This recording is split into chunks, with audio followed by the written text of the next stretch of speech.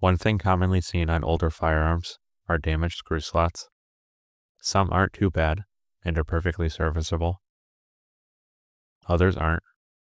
Judging by the damage here, the screw is stuck at one point, and likely a poorly fitting screwdriver blade was used to remove it. Or maybe a taper ground like this. It slipped out, creating the damage seen here. Luckily the screw isn't stuck now, but to remove it I'll apply quite a bit of pressure to a well-fitting screwdriver to ensure it doesn't slip. I'll add the screw to my bench block here. If you don't have one, you can simply drill a hole in a piece of steel, but I wouldn't use a plastic bench block like this. What I'll do is use a ball peen hammer to strike the displaced metal and drive it back into the slot. I don't like how loose this screw is though. I'll wrap it in tape so that it won't move around as much. Now that that's a better fit in the bench block, I'll peen over one side of the slot.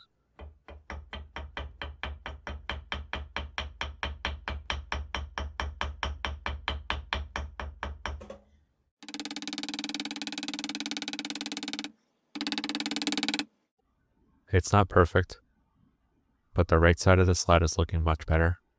There's an even line down its length. Next I'll peen over the other side.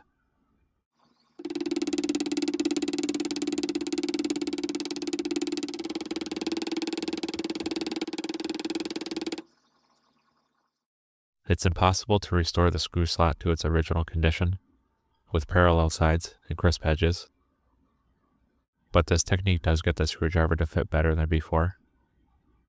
Next, to clean up the bottom of the slot, I'll use a screw slot file. It has smooth sides and teeth only on the edges. I'll just give it a quick touch up.